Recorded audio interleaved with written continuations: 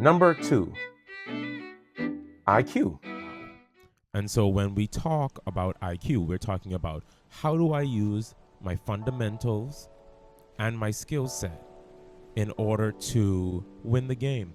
And so all of that encompasses how you use your skill sets, how you use your moves, and then how do you apply them to the match at hand. So one of the things I like to do is bait and punish. I like to fake them out by doing one move and then selecting a different move. So that's what we mean by bait and punish. You force them into a space where you can hit them with one move and then you follow up with another move. And so because I play Wolf, for example, I like to fake people out with a forward smash. Because my forward smash doesn't have as much end lag as some other forward smash moves, I will use a forward smash to bait them into thinking that they can punish me and then hit them with a move that costs less frame data or that takes less frames to come out, like my forward tilt. And so I would often do that, or I would force characters who I'm playing who don't have a projectile, whereas I have a projectile. I will force them to jump by shooting my projectile, my laser gun, over and over and over again to condition them to jump.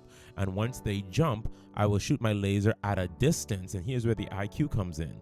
I shoot my laser at a distance whereby when they jump, I can use a follow-up move, maybe a nair, maybe a forward air, in order to hit them out of the sky. So that's another thing. Another way to use IQ is to force recovery. And so we're talking about really forcing situations.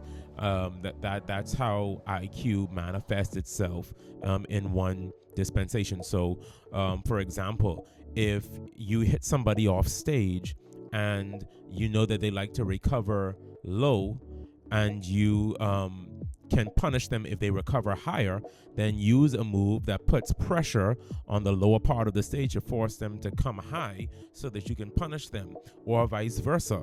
If they are going to recover linear or recover high, use a poke move, poke in that space where they want to recover, so it forces them to recover low and maybe can get a spike. So that's IQ. IQ is making reads. Okay, so do I know what my opponent is going to do next? I would have had to have been studying my opponent throughout the match to see what their habits are, what they like to do in certain situations. And then once I understand what they do in certain situations, then I can prepare for it and use moves, use options, use skills that I have in order to cover the options that they want to use. So if they try to use this move, I have it covered by my forward tilt. If they want to use this move, I have it covered by my up smash. If they want to use this move, I have it covered by my projectile. And so IQ entails how I apply these things to cover options. And so Smash Brothers, when you talk about using your IQ, it's all about covering options. Do the options that I choose, that I select, cover the options of my opponent that my opponent is selecting for themselves.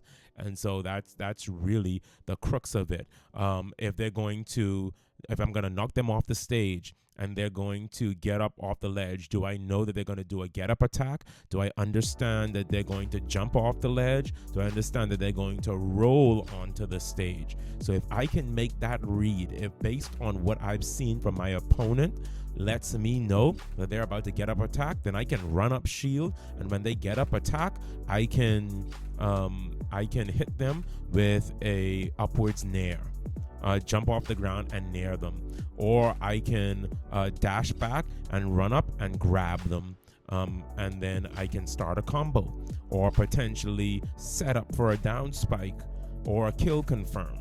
And so that's how IQ sort of works. It permeates basically every area of Smash that is relevant.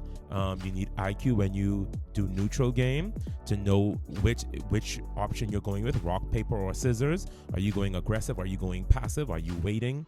Are you and they'd be able to make those reads, or like be like, oh wait, this person's being over aggressive, so I need to wait, and then I can punish them. Or this person's playing super passive, so I need to put pressure on them to force them to do a move or make a move that they don't want to make because they want to be passive right now. And so I need to find a way to put pressure on them in order for them to select the wrong option and thereby give me an opportunity to gain the advantage and to put them in disadvantage. And so that is kind of how you can apply IQ and how IQ definitely works. We're talking about advantage and disadvantage. And so, are you in advantage state or are you in disadvantage state? Disadvantage means your opponent is in control of the stage. They have stage control. Their options are covering most of your options, and they put you in a position to where you can be more easily hit, to be when you can be killed much easier. That is what disadvantage is. And playing disadvantage is not only about IQ, but it is a skill to understand that against certain characters, if you get hit, stunned, and you're in midair, please don't jump. This is from one person who has died far too many times to another. Please don't jump. They want you to jump. If you've been hit, stunned, and you jump, they have a follow-up. So just mayday, mayday. Do not jump. And so understanding IQ means when I get hit, stunned, and I'm falling through the air, do I need to drift back? Do I need to drift forward? Do I need to wait? Do I need to react right away? Do I need to spot dodge? Certainly not. Most times, spot dodging or air dodging when you are in disadvantage sets you up for a kill confirm, or it sets you up for a tech chase against yourself. So IQ is understanding those situations and knowing what to do and how to react in them. And so you really have to make those reads, and your defense when you're in disadvantage is tantamount or even more important than when you do have the advantage. When you do have the advantage, then it's cookie cutter, autopilot, this combo, that combo, confirm.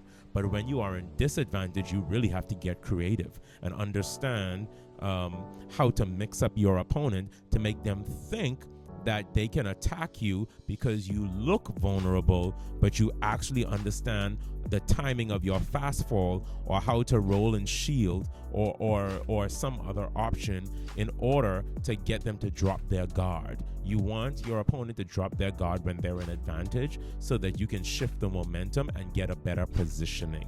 There are great jugglers in the game. Another great disadvantage state is when you're getting juggled. That means the opponent is not letting you land on the stage. They hit you up in the air, or they throw you up in the air, and they're keeping you up in the air, which keeps you vulnerable because, as we know, a person can move much quicker on their feet than they can in the air, unless they're an F-16. So that is one of the advantage states. So you have to understand how to use your moves, how to use your skill set of recovery. Okay, your air dodging, your drifting, even using a move. Sometimes you can mix up your recovery by using a move. For example, if you have a projectile that falls from you like Snake does, like Samus does. If you have something you can drop towards the stage, a barrier you can put between you and your opponent when you are falling, it helps you recover. It helps you get out of disadvantage. And so sometimes the answer isn't drifting. Sometimes the answer is an up B. Sometimes the answer is throwing out an attack that forces your opponent to stay away from you.